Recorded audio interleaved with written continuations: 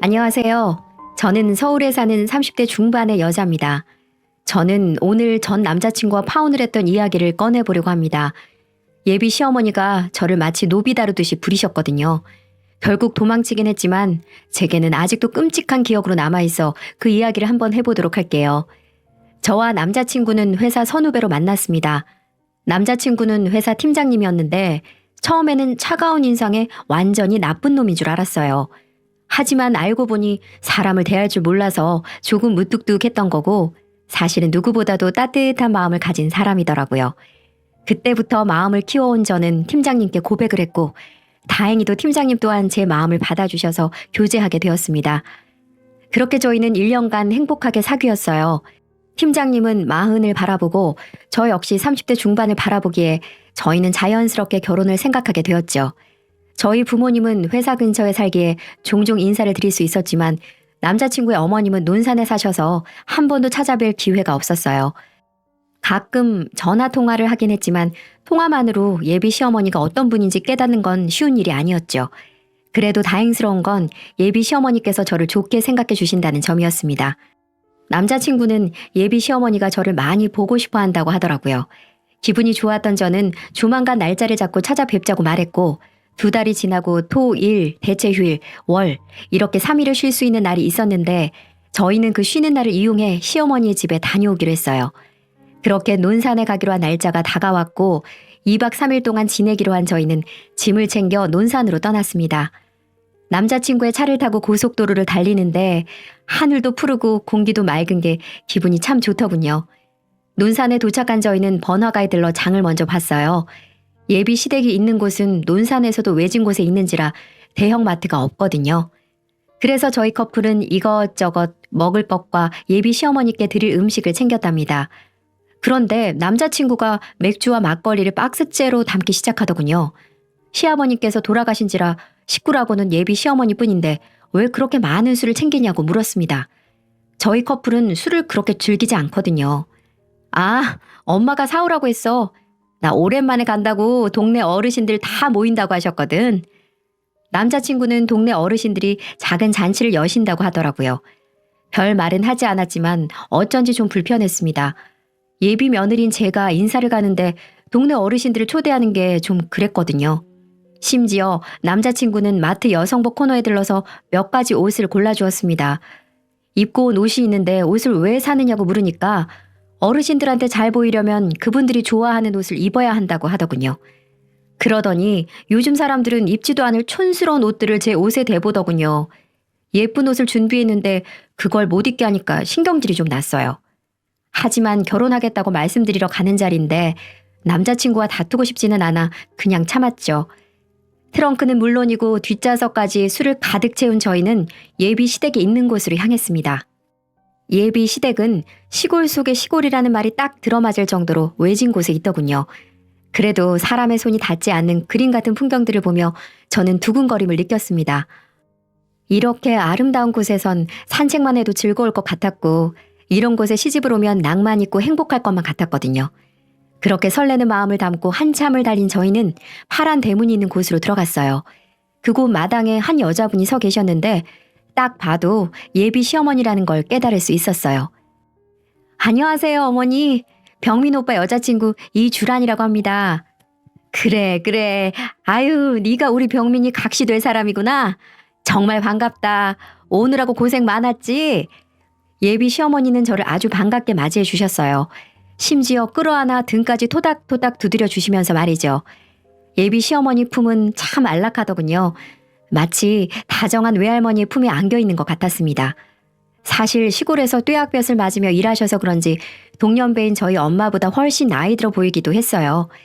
예비 시어머니의 안내를 받아 저는 집 구경을 했습니다. 최근에 집을 리모델링 했다고 들었는데 정말 깔끔하긴 하더군요. 물론 시골 특유의 감성이 남아있긴 하지만 이 정도면 제가 2박 3일간 지내도 불편함이 없을 것 같았어요. 마당에는 평상이 있었는데 저기에서 시원한 수박을 먹거나 벌렁 들어누워서 한숨 자면 정말 행복할 것 같았거든요. 주란아, 우리 집 어때? 서울에서 복잡하게 살 때랑 비교되지? 내가 좋을 거라고 말했잖아. 진짜 그러네, 오빠. 여기 너무 좋다. 오빠 덕분에 이렇게 좋은 것도 와보고 어머님도 친절하게 맞아주시고 나 여기 정말 잘 온 것 같아. 그렇게 저희는 휴가를 정말 잘 온 것 같다며 서로 평상에서 장난치며 노래를 불렀습니다. 그때 예비 시어머니께서 저희를 바라보시고는 배고프지 않느냐고 물으셨어요.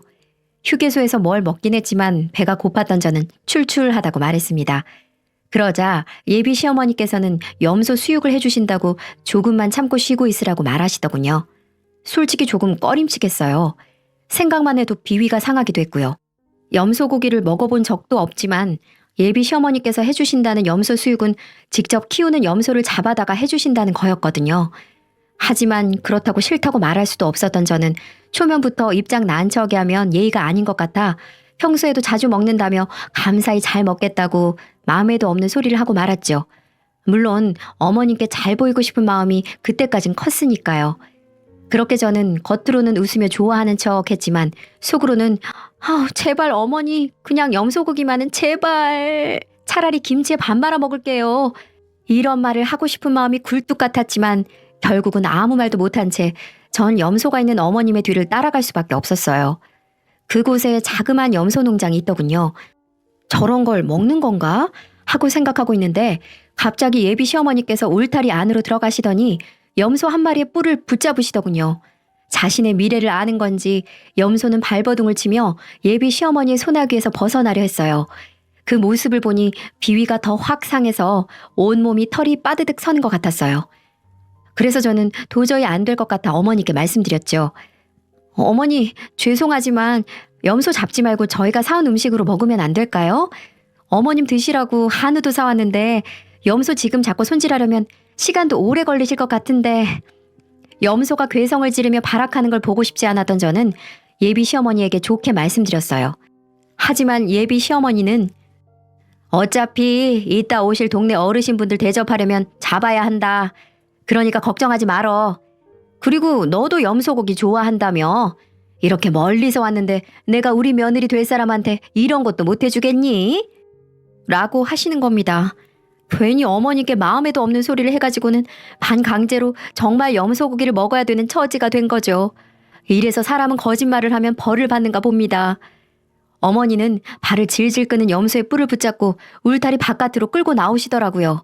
저는 남자친구에게 꼭 저래야 하는 거냐고 눈빛을 보냈습니다. 하지만 남자친구는 네가 곱게 자라서 모르는 모양인데 시골에선 흔한 일이야. 잔인할 것도 전혀 없다고. 라고 하더군요.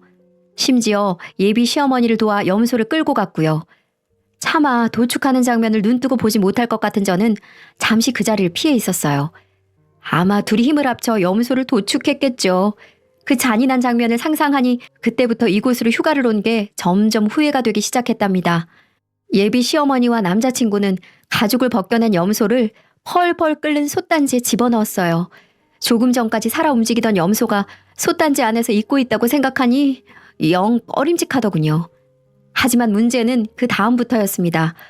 예비 시어머니는 1시간 뒤면 동네 어르신들이 오신다면서 분주하게 잔치 준비를 시작하시더라고요. 남편은 커다란 상 여러 개를 폈고 예비 시어머니는 음식을 분주히 준비하셨죠. 멀뚱히 서 있던 저에게 이런저런 심부름을 시작하게 된 건 그때부터였어요. 아유, 주란아, 혼자 뭘 그리 멀뚱멀뚱 서 있어.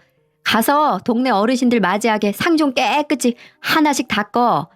주란아, 너 전 부칠 줄 알지? 지금 당장 부엌에 가서 부추랑 김치 가지고 전 좀 지져라.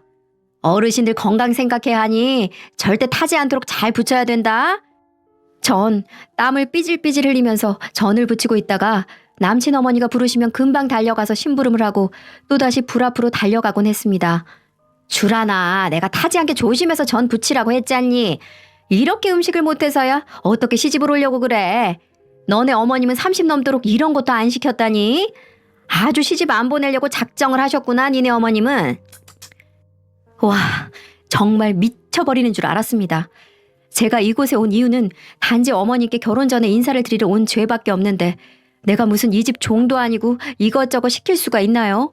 순전히 지금 이 동네 어르신들이 모인 이유는 남친 어머니가 동네에 다 소문을 내셔서 며느리가 왔다며 동네 사람들한테 인사시키겠다고 마련한 자리인 건 알지만 사람이 정도라는 게 있는데 시간이 갈수록 그 정도라는 게 지나치니까 당장이라도 여기서 뛰쳐나가고만 싶었어요. 평생 잘 해보지도 않은 설거지에 쪼그려 앉아서 전을 부치고 있으니 날씨는 덥지 불은 뜨겁지 제 마음도 활활 불타버리는 것만 같았습니다. 당장 도망치고 싶었지만 그럴 수도 없었어요. 남자친구도 옆에서 허드렛 일을 땀을 흘리며 하고 있었거든요. 그래서 전 그래 오늘 밤은 내가 와서 이런 자리 만들어주신 건데 오늘 밤만 딱 이해해드리자. 아들이 며느리 될 사람 데리고 왔는데 얼마나 자랑을 하고 싶으셨겠어. 라며 스스로 위안을 삼으려고 노력했습니다. 하지만 그건 저만의 대단한 착각이었어요. 아휴, 1시간 정도가 흐르자 정말 동네 어르신들이 하나둘씩 예비 시댁으로 오시더군요. 그분들은 옹기종기 모여 앉아 염소 수육을 드시고 저와 남자친구가 사온 맥주에 막걸리를 정신없이 비우셨습니다. 예비 시어머니께서 제게도 염소 수육을 해주시긴 하셨지만 그건 그저 접시에 대충 덜어 부엌 한켠에 놓아둔 것뿐이었어요. 심지어 동네 어르신들이 심부름을 엄청나게 시키는 바람에 그것마저 제대로 먹지도 못했네요. 해가 지고 밤이 되자 동네 어르신들이 돌아가셨어요.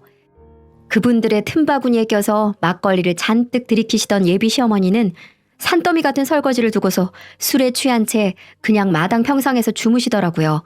모든 걸 우리한테 마치 맡겨버린 모습인 것만 같았습니다.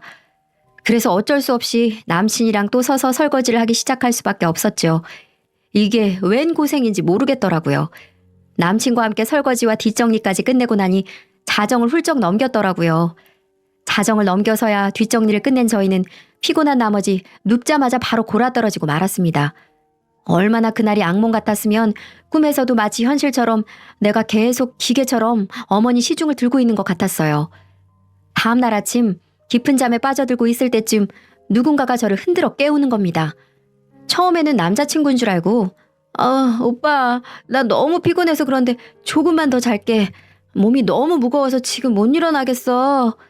라고 했는데 꿈에서도 듣기 싫은 그 목소리가 들리는 겁니다. 예, 너 지금 잠꼬대 하니? 지금 시간이 벌써 7시가 돼가는데 아직도 이러고 있어? 얼른 채비해라. 밭에 가서 고추 좀 따러 가자꾸나. 네, 어머니. 아유, 이 시간에 갑자기 고추라니요. 오늘도 누구 오시나요? 아유, 그게 아니라 올해 고추 농사가 잘 돼서 니네 집에도 좀 담아서 보내주려고 한다. 그러니까 어서 채비해. 어머니, 저희 집에 고추 겁나 많아요. 굳이 안 그러셔도 돼요, 어머니.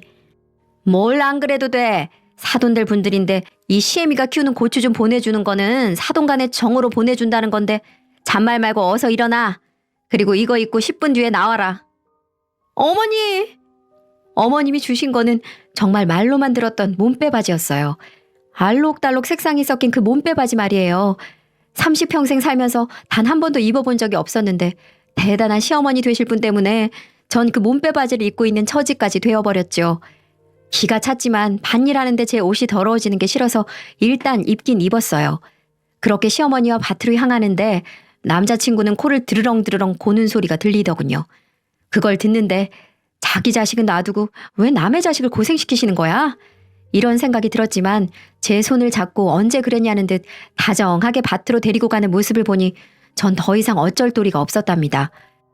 제 마음 같아선 당장 손을 빼버리고 싶었지만 어머님 손이 무슨 단단한 바위 같았어요. 등치도 크신 분이었지만 손목 힘이 워낙 강해서 전 마치 경찰이 도둑을 연행하는 것처럼 질질 끌려가다시피 했네요. 아휴, 다들 안 보셔도 상상해 보시면 어떤 느낌인지 아시겠죠? 고추밭으로 가니 예비 시어머니는 먼저 시범을 보이시며 고추 따는 방법을 알려주셨어요. 그렇게 어려운 건 아닌 것 같아 저는 말씀해 주신 대로 열심히 고추를 따기 시작했어요. 하지만 시간이 오전 9시가 넘어가자 등짝에 쏟아지는 햇빛도 점차 뜨거워지기 시작하는 겁니다. 비비크림도 안 바르고 나왔는데 뜨거운 땡볕 때문에 온몸이 타들어가는 기분이었어요. 그리고 전 고추를 따다 시어머니의 기이한 행동을 보고 깜짝 놀라고 말았습니다. 어디서 쉬쉬 하면서 물소리가 들리는 겁니다.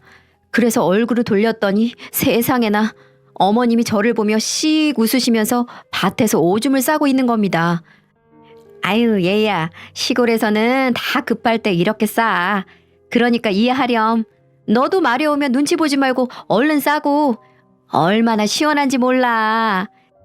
그리고 이 고추밭에 오줌 싸면 다 거름이 되고 살이 된단다.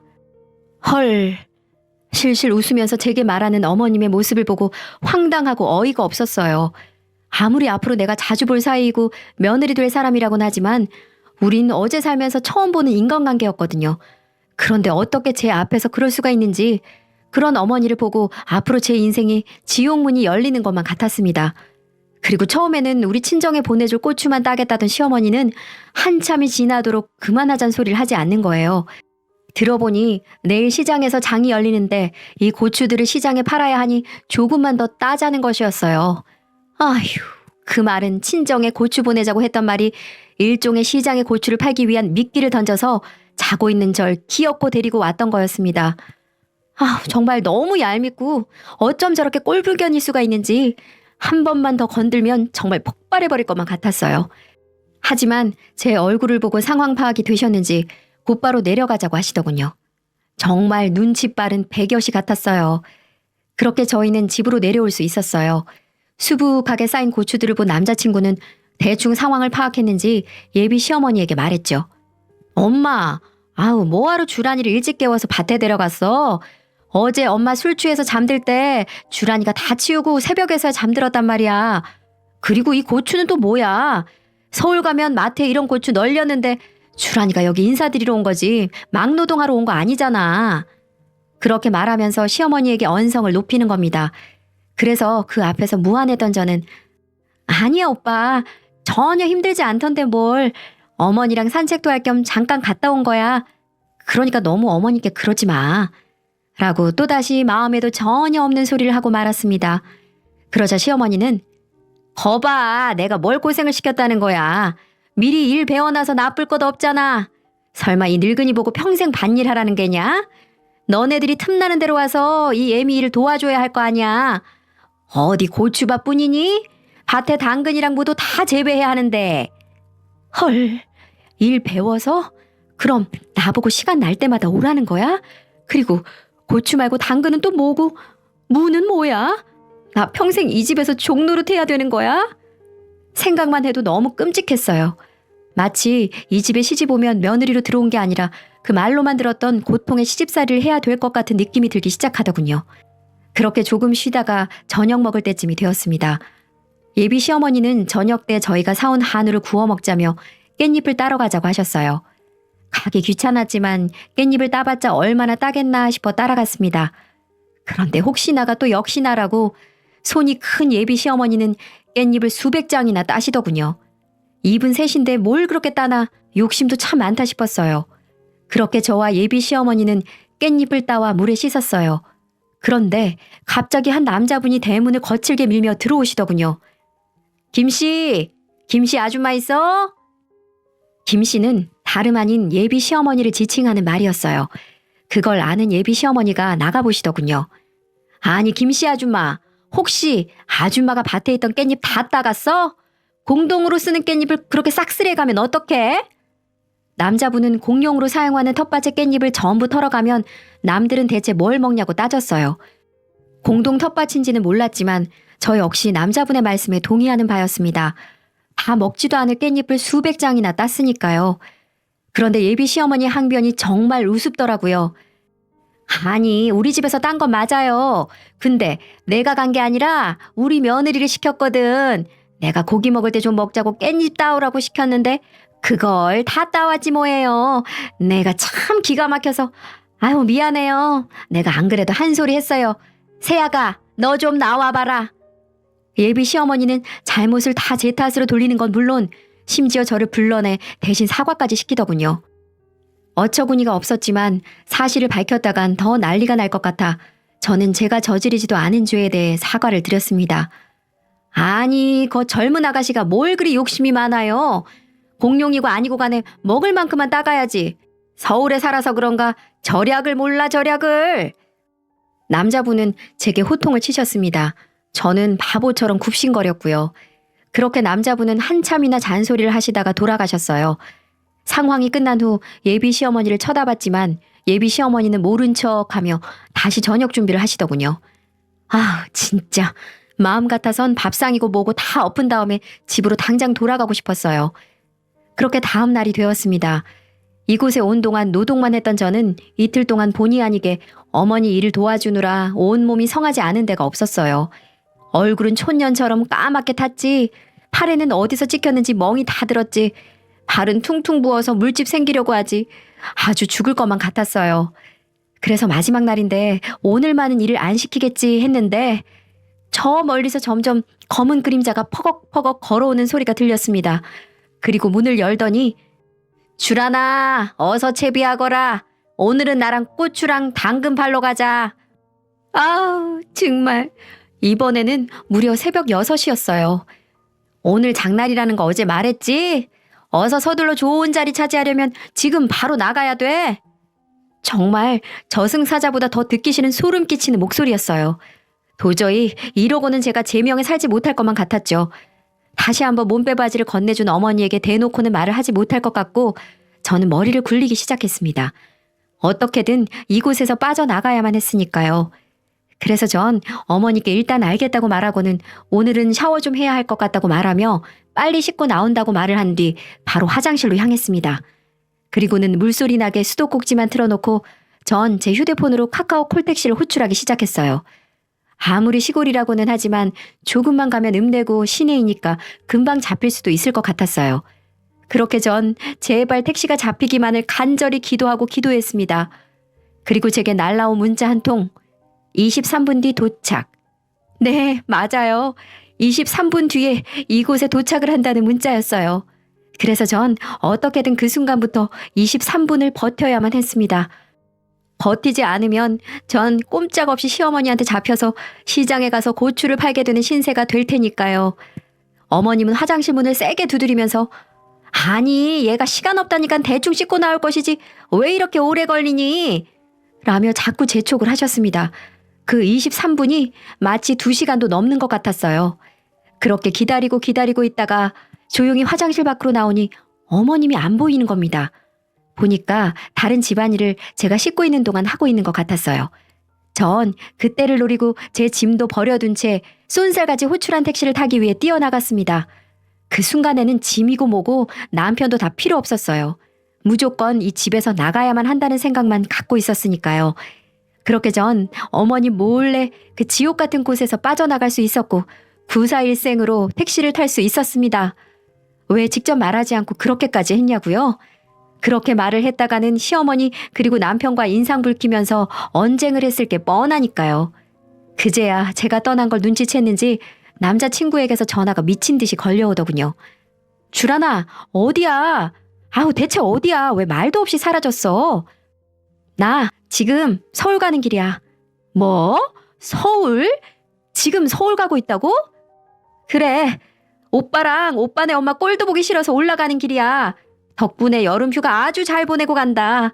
내가 이번 여름 휴가 보내고 느낀 점은 오빠네 집안 며느리로 들어갔다간 절대 안 된다는 거야.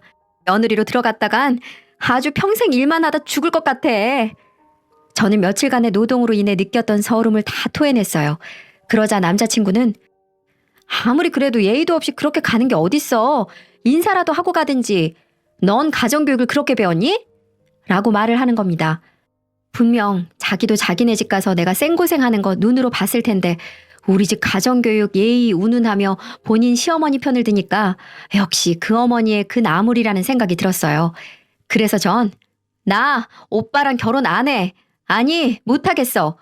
이렇게 남의 집 귀한 딸 처음부터 시집살이 시키려고 하는데 나중에 결혼하면 어떻겠어? 그러니까 나 말고 당신 내에서 계속 종노릇 할 수 있는 그런 여자 알아봐. 하고 전화를 끊었습니다. 그렇게 전화를 끊으니 시어머니가 다시 남편의 폰으로 전화가 오더군요. 세아가, 너 지금 뭐 하는 거냐? 일하기 싫으면 싫은 거지. 이런 식으로 도망치는 법이 어딨어? 네 친정엄마가 어른한테 이따위로 굴라고 했니? 네가 이러고도 우리 병민이랑 결혼할 수 있을 것 같아?